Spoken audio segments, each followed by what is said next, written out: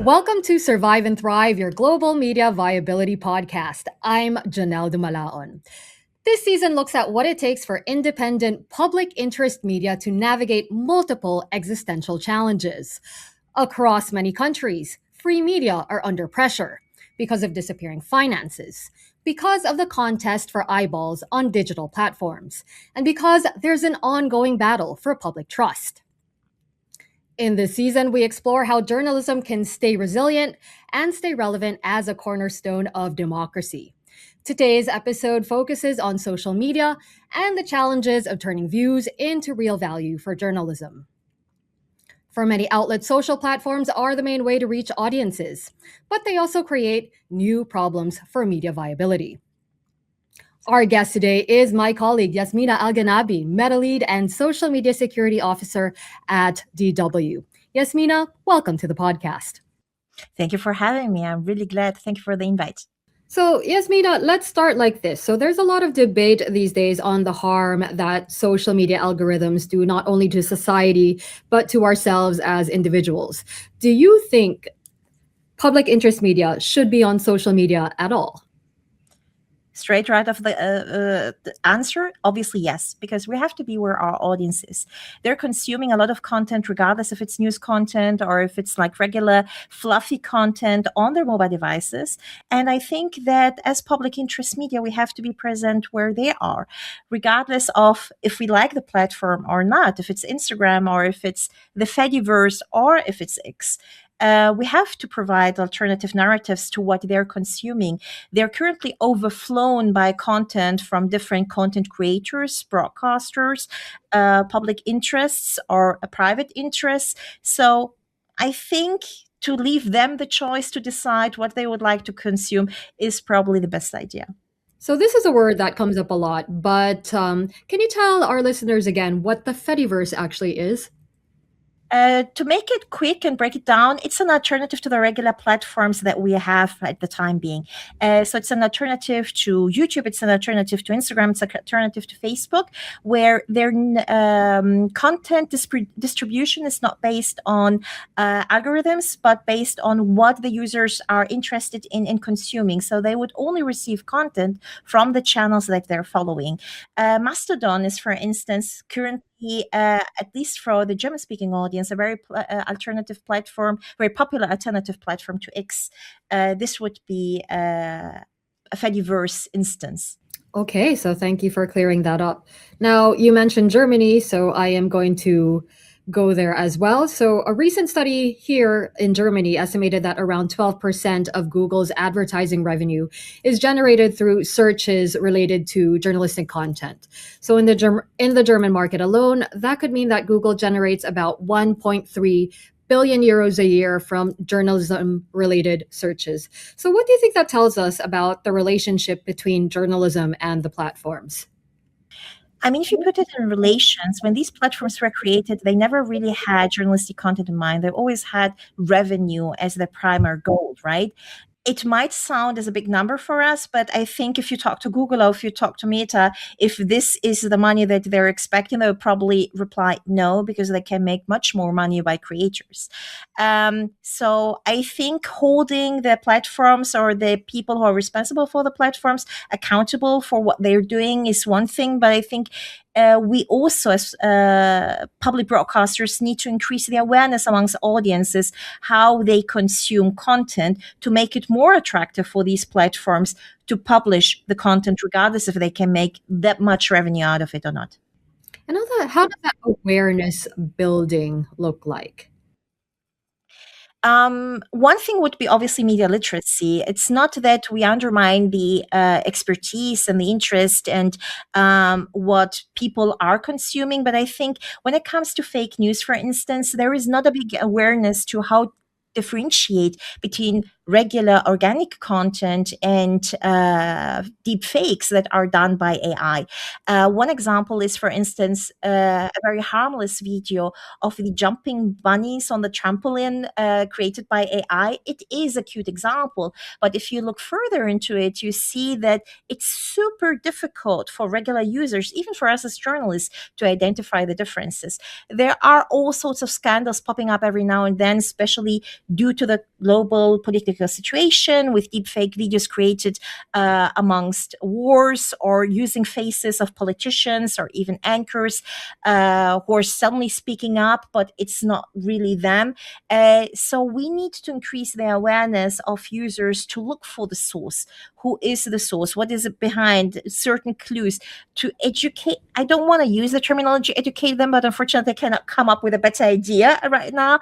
But really to make them look and search for the truth, regardless of who is publishing it, but really going deeper into, if you're really interested in the topic, really going deeper into where this information comes from, the background, the history, putting things into context. And I think for journalism, it's always very interesting to be super speedy, super up to date, breaking news, which is totally legit. But in the end of the day, when it comes to really consuming content, to really informing the users, it's probably more useful to step a little bit back and thinking about the sources and make the sources transparent to the users so that they could further investigate if they want to. Okay, so media literacy, clearly a very important aspect of this discussion. But I also wanted to ask a little bit about what you do. So, when you, for example, Yasmina, look at the social media metrics of a newsroom, what in fact are you looking at? Are you looking at views? Are you looking at subscribers, reach, and why? It depends very much on the platform, but something that I can be very clear of, it's not subscribers. Because subscribers, followers can be bought. It's not a metric that I would consider reflects the success of the content. What I really think that reflects the success of the content is interaction rate, watch time, swipe through rate, repetitive consumers, not followers, sorry, repetitive consumers. People really come back to the channel, shares, reposts. Then you have also for threads, for instance, quotes. You can repost something but quote it as well, so you can add your own perspective as a user, as a consumer to that. This is what I consider are the key metrics. When, for instance, I work with language services within DW, and they would like to optimize more their storytelling, or they would like to optimize their content, we look into whom they would like to reach out to. Is it a young audience? Is it a little bit an elder audience? Then the next step would be understanding their habits and behaviors, routine, daily life. Let's say we would like to reach out to a young audience in Taiwan who is below 25, mainly female identified consumers. Obviously, I would have to look into their daily routine. Where do they consume content? Is it intentional or is it passive? Are they in public transportation, or are they in their own cars? How long do they commute from their home until work or until university? And the next step would be looking into what topics are they interested in. I don't like the idea that is propagated that a young audience is not interested in news. They are interested in news, but it depends very much on how you package it. And I know that it's an unpopular opinion, but in the end of the day, what we do as journalists is provide a service, provide information.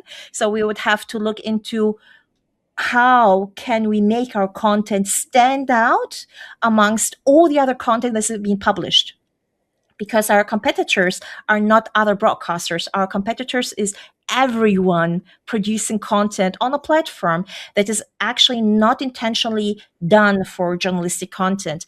And then the next step would be really looking into the numbers. Do the users really consume the video until the end? Do they really share it? Do they really comment it? And when they comment, is it only agreeing on our perspective, or do they really add value to it by maybe adding further information, by maybe adding a different narrative, a different perspective to it? And I think that this helps very much really identifying the content that's not only appealing to the users but adds value to their life.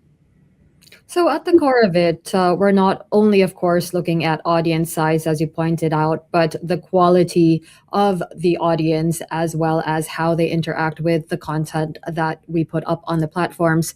So, here's a question, right? So, if a newsroom has a large following, let's say on Instagram or TikTok or any of these platforms, that means, first of all, that more users spend more time on these platforms. So, is that primarily a success for the media outlet producing content or for the platform itself? And what does that success mean with regard to public interest media's social media strategy? Oh, this is a very philosophical question. This is a philosophical podcast. No, that's not true. We try to be practical and pragmatic, but of course, we do address some big questions here. uh, I think, okay, I will be very sincere. I think it's a win-win situation, obviously, for both. We have to be very sincere and frank. It's probably also for the platform because the users are spending more time there, they're consuming the content. And obviously, the platforms are going to learn on the long term more about the consumers. But for us as public interest broadcasters, I think it's a win situation because we are provided with a platform where we don't have to pay money for, and we can provide our users information without them spending money or spending searching for a platform that they're probably not very familiar with. They're very familiar with Instagram, TikTok, how to use, how to search for content, and we can provide them with all the information that they need or maybe they're looking for. This is why I said, like, how are they consuming? Is it passive or is it intentional? So here the case.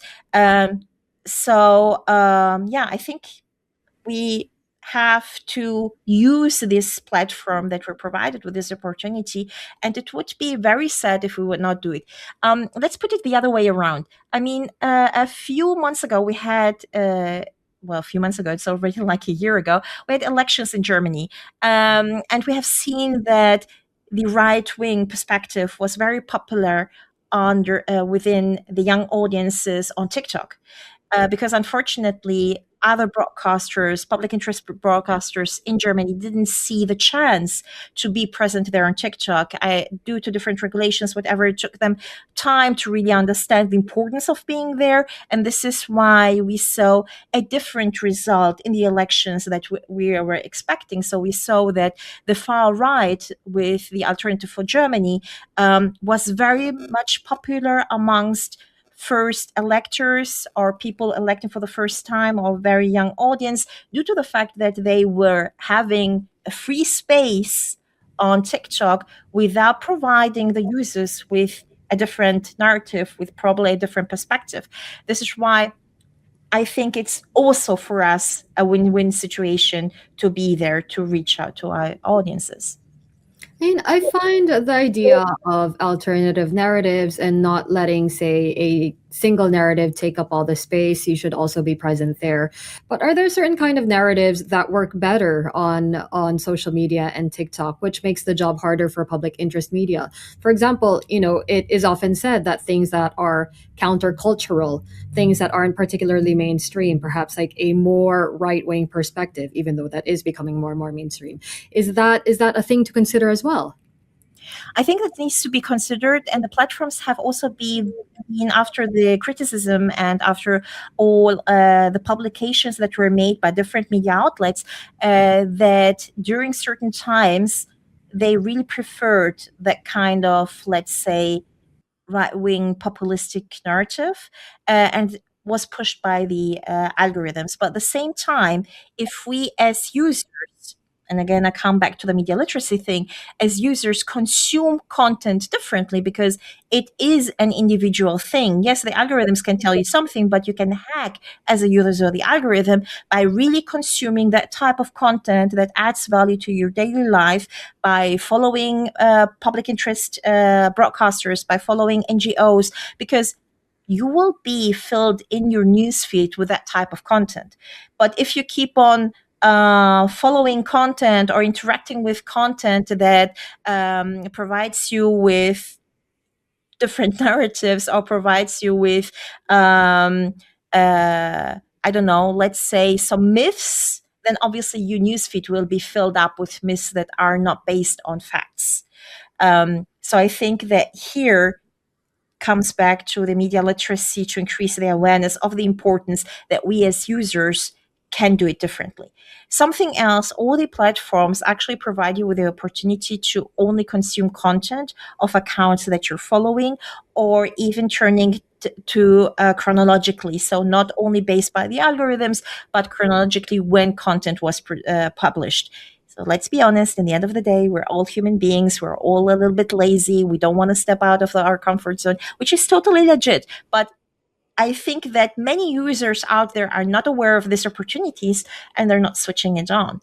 And I think this is when we need to increase the awareness for that, and maybe also look into different alternatives and not only focus on one platform. So my recommendation for public interest media is also not focusing only on one platform. Obviously, if you have limited human resources in your company or in your department, you have to choose your wars, right? But nevertheless, try to really find different alternatives, because YouTube is mainly consumed intentionally, whereas TikTok, Instagram is probably more used passively. The doom scrolling thing, right? So yeah. So I think that's a very interesting point around diversification, and I can probably guess that this would be a related answer to this next question that I have for you around algorithms. As we know, they can be very untransparent. The big social media companies change them regularly. It's really not the most straightforward changes or the most understandable changes at times or the most obvious. So, how can newsrooms deal with the fact that the rules of the game are really that volatile? I think due to the fact of the situation that we are currently globally, it's very difficult for regular journalists to keep up with the game, to really understand that there are many changes happening. But there is also not one algorithm. It keeps on changing, keeps on adapting due to circumstances, due to habits. Not only what the platforms put on, it's not Adam Mosseri sitting in the background, clicking there on a button, and then everything is going to change its way. And instead of going to the right, it's going to go to the left. No, it's also how users are consuming content. For instance, currently my newsfeed is filled with content on influencers living in Dubai and how they're reporting on the situation, or what the perspective is on the current situation in the region, because I have taught my algorithm that I'm interested into that topic, and this is why it's been overflown with that. Whereas last week, my news feed was filled with content on endometriosis, because I was interested in the topic. I wanted to get informed by that, so I had all that type of content. And the week prior, it was fluffy content that I was consuming, so many puppy videos and many puppy slideshows, carousels. It's up to me as a user. But coming back to your question initially, I think that every news outlet really needs a team specialized in looking into what's happening, looking into what competitors are doing, looking into the numbers metrics, and try to bring in that knowledge into the newsrooms and see together how this could help to optimize the content. Even user behavior changes, like I explained. This is my interest right now this week, whereas the week prior it was different, and the week prior to that it was different. So it's not only algorithms, it's also users to understand the behavior and what makes them consume that. Labubus, same thing. They suddenly pop out of nowhere, and everyone was into Labubus, and no one could explain this phenomenon. I think it's very important to really reinvent yourself to stay on the game. This is why Madonna has been there for centuries, but now that Lady Gaga is coming up, probably Madonna's been forgotten a little bit. Sorry for the but yeah, it's something that's not stable, it's not stiff. We need to understand that we need to reinvent ourselves and keep on stay moving. Now, I feel like I'm getting a lot of insight into your interests, whether it's coffee or endometriosis or Dubai influencers and how they're reporting on the current strikes on Iran, but also Madonna and Lady Gaga. So quite a well-rounded figure you present. But you've said that journalists need to connect their platform metrics to the newsroom mission. This is a topic that you've written about a lot. So, what exactly does that look like? So, you've said a lot of things already about staying flexible, about really understanding your audience, and there is this core newsroom mission of keeping audiences informed in the service of democracy. So, what does that bridge look like? I mean, we're still facing the challenge of convincing colleagues who have probably a TV background, and that, by that I don't necessarily mean only within DW, but I also work with other media outlets and try to provide them assistance, share our experiences, whatever. Um, So, more traditional media outlets, you mean? exactly. So Yeah. much traditional media outlets.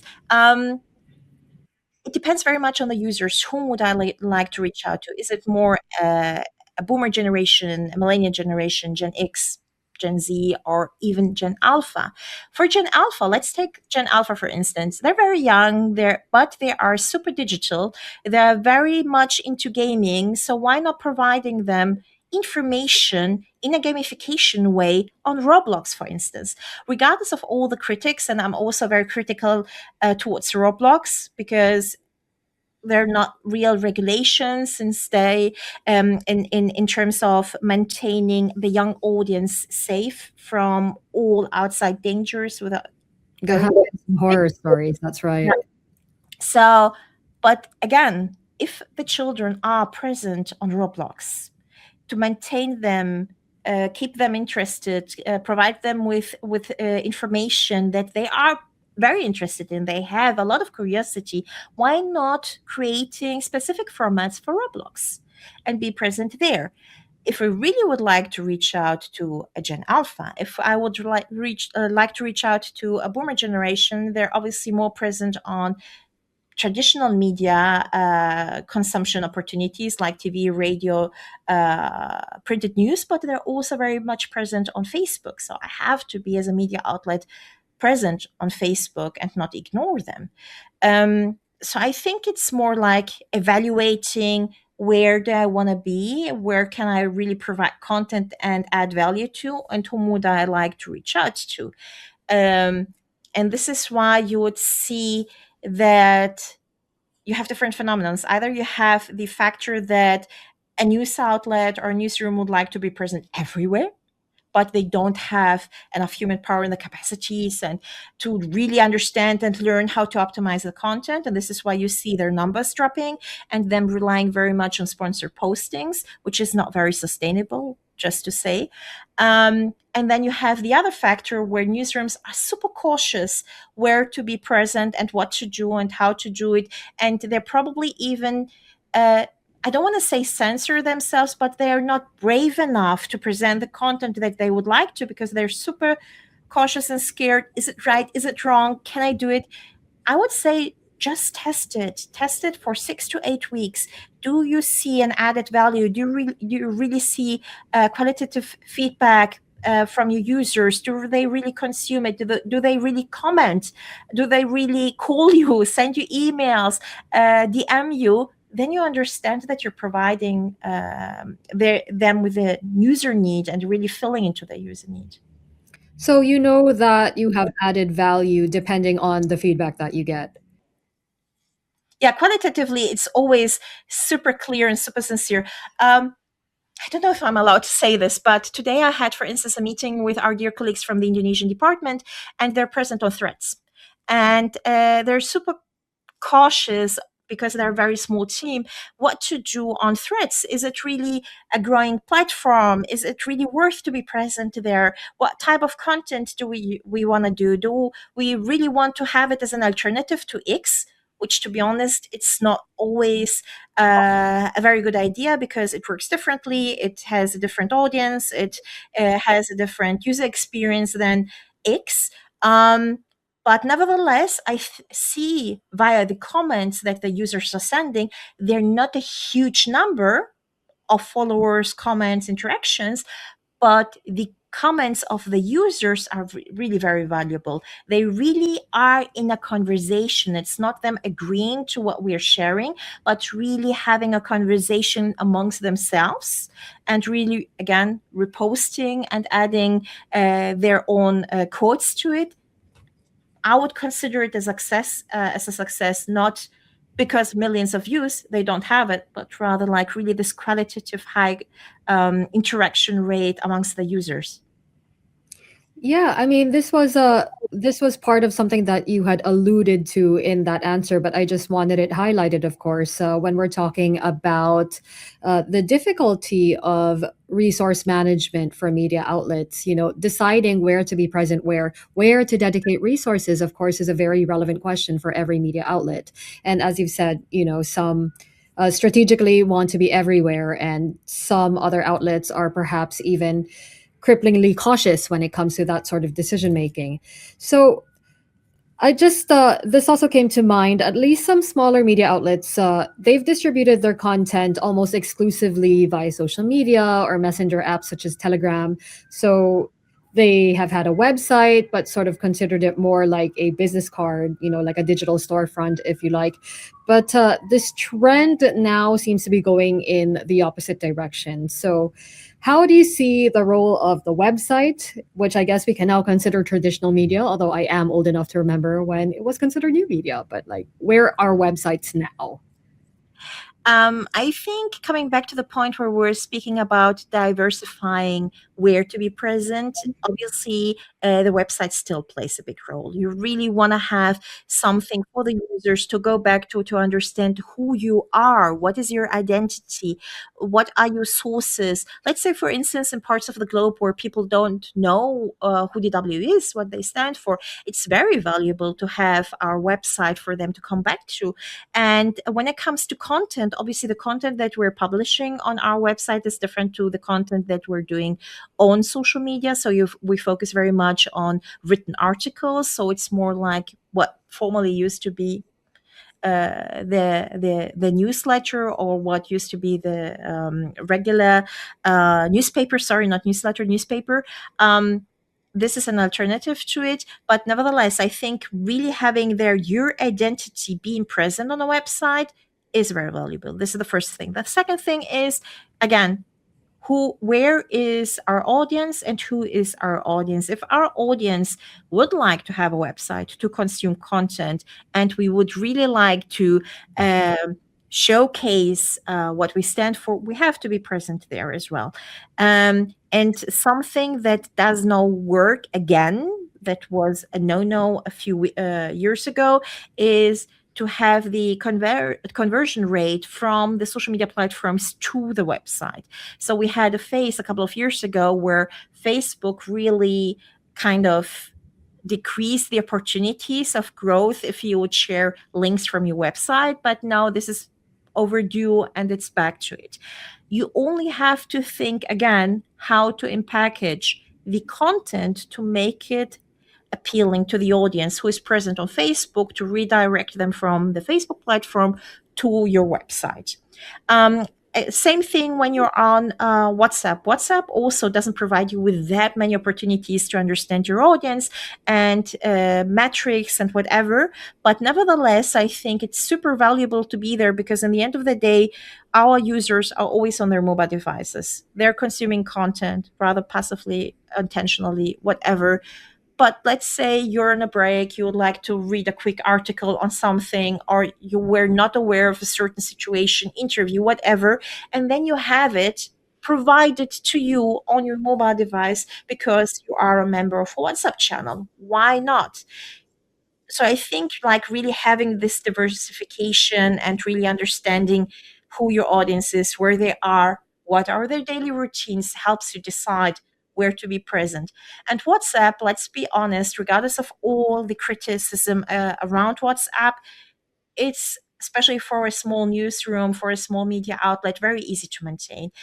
You have there the feedback from the users via emoticons so that they can reply to you, so you don't have to spend resources on community management, you don't have to spend resources on scheduling tools, whatever. So you're simply having your articles on your website, and then you can spread them to your users or make them aware that they're being published via WhatsApp. Why not? Now, of course, we've been talking about all these platforms. You've gone a little bit into how they're different, but one key question for media outlets is always going to be about money. So, what does being on all these social platforms mean for the business models of media outlets? How do they make money from this? We've seen many examples through the years where the monetization strategy of being social first has not exactly worked or did not turn out to be sustainable. So, what are your thoughts on that? Oh, this is a very difficult question. Again, Yeah, this I mean, it's also what everybody wants to know. I don't. Yeah, we're not looking for a magic formula here, of course, but I guess just your thoughts as far as you have them. sure. Okay, my reply to this question will be very long, so We're ready. long. First of all, when it comes obviously to the resources, human resources, human power that you need in a department, you really have to think, what can I provide? Can I provide videos? If I can provide videos, are they vertical, are they wide? How often on a day can I provide them? Do I have the expertise within my team to really are they aware of how storytelling works for TikTok, how storytelling works for YouTube? Because these are very, very different platforms. There is no twinning aspect, but there is a twinning aspect more between TikTok and Instagram. So these kind of things. And if I have colleagues in the department who are very aware of, they can do that. So I have that thing covered. The next thing would be, do I need low hanging fruits, or can I reach to the sky's the limit and really test different things out? I can then diversify my content a bit more and be present on more platforms. What is my goal as a broadcaster? Do I really want to increase awareness? Do I really want to provide information only? Do I really want to have qualitative feedback from my users? Which means that I also need human power for community management. By community management, I don't necessarily mean only posting strategy, but really interacting with the users, going into a conversation with the users, maintaining a dialogue. And the next thing would be, do I have the resources to also have an audience development team who will hopefully support my editorial team in what to produce, where to be present, how to adapt to the algorithms, how to adapt to the user needs, to the platform needs. This is then the next thing. But in most cases, I can actually have that in a very, let's say, low budgety thingy, because when I look to other public interest broadcasters within the European sphere, I'm also one of the members of the social media group of the European Broadcasting Union, the EBU. And we have also partners from Latvia, who are a very small team, from the Welsh public broadcaster, or from the Irish, Northern Irish public broadcasters. So they're all present there, and they're very small teams, and still they manage to do that. But their strategy looks different, because obviously they have to look into where to invest their resources. This is the one aspect. The next aspect is like, really, if I expect gaining money from my content, then I have different opportunities. If it's on my own website, I can monetize it or sell monthly updates to my users with specific news, with core news that they can request via newsletter or abonnement, as they say in German. Subscriptions. Subscription. Thank you very much. Paid subscriptions. And it's up to me how to price it and where to put the limit to. And the next thing would be, if I have a team for wide videos, I can be present on YouTube and maybe make some money out of YouTube if my strategy allows to have ad breaks and revenue from these ad breaks. So they're all different sources. It's very difficult. I don't want to say difficult, but it's challenging if you don't have a clear vision. So I think what really helps a lot is having a mind map, and within the mind map, you look into, Do I have the resources for this and for that? Okay, then I go this way. Do I have the resources for this and that? And then I go that way. Do I want this or that? Then the other way. So once you have put all that in front of you on a mind map, this helps you take the decision. I mean, that sounds like very practical advice, and I'm sure a lot of people will be listening to that in particular. But one other aspect, of course, is this idea of standards. We sort of talked about it a little bit with regard to that discussion on media literacy that we had earlier.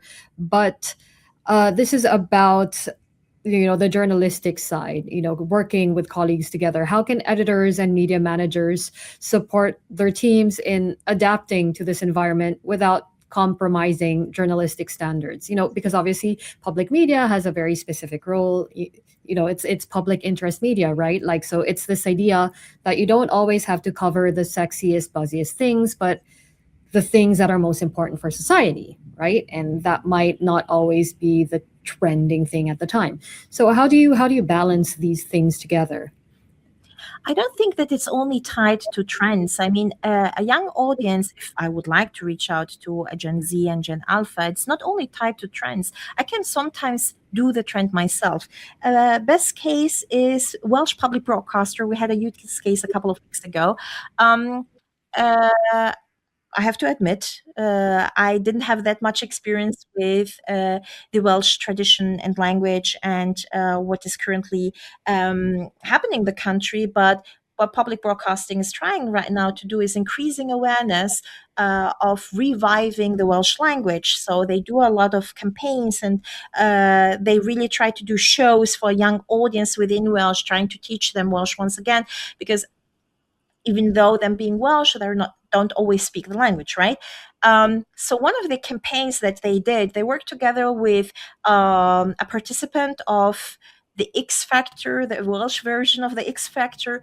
The Uh, singing show or the singing contest? yeah, at the same Oh, got contest. it. Yeah. Um, and the person who won was an elderly man who sung all traditional Welsh songs, and they made him sing the national anthem in Welsh, and they simply shared it on YouTube, and they created a trend with it because users would take it with Stitch feature on TikTok and on Instagram. You can stitch videos, and they would sing along, and they would add their singing experiences, and they created this trend without relying on an influencer or following a certain trend. They created the trend. And I think that even with the limited resources, human power, money, you as a public interest media can also create that.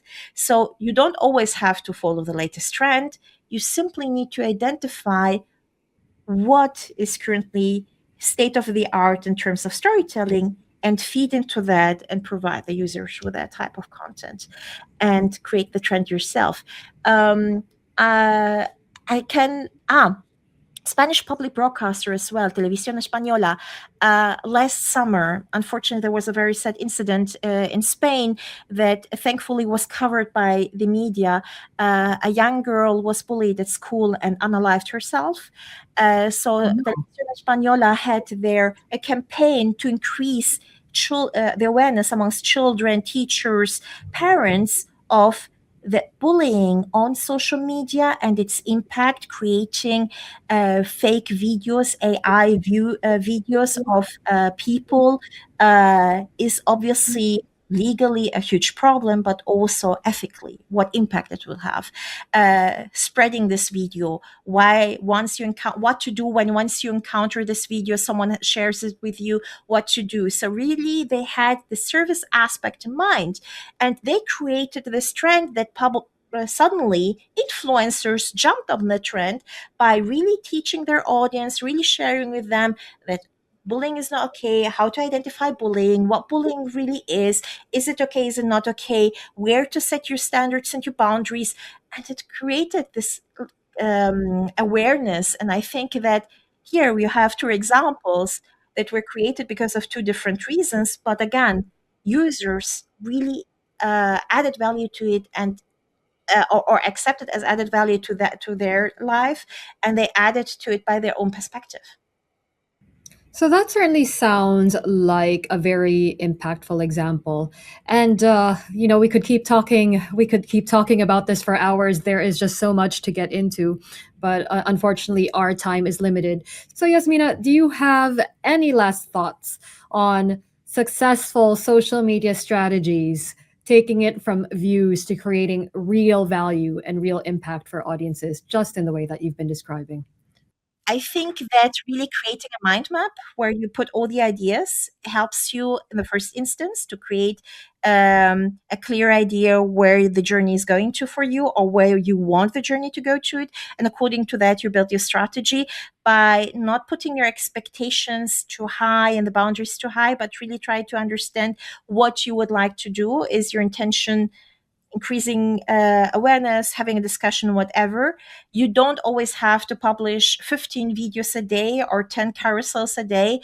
Don't really believe always what you see within creators where they share experiences and how to be more successful on social media. It sometimes is more valuable to publish less content as long as you really can spend more time understanding your audience, talking to your audience, having a dialogue with your audience. And I think maintaining the mental health awareness, what your team needs, balance that act, and what your users need as well. Don't suddenly rush into jumping on trends or rush into something because you see that this is a super shiny object. No, try to really think what impact does it make. And even with that, you will be more successful. Stay authentic. Don't just try to jump from one trend to the other, because in the end of the day, this is not sustainable. People will follow you for the content and not because you are jumping on trends. Wise words, bringing us to the end of this episode. So, we explored how newsrooms can rethink social media metrics, not just as a scoreboard, but as a strategic tool for strengthening journalism. So, I'd like at this point to give a big thank you to my colleague, Yasmina Al-Gannabi, for sharing her insights. And thank you, dear listeners, for following us today. Thank you for having me. It was a pleasure. Thanks for listening to Survive and Thrive, the Media Viability Podcast. If you liked what you heard, please subscribe and make sure to hit like so that other listeners can find us as well. For feedback, send an email to dw-academy.surviveandthrive@dw.com. You can find all the information in the show notes.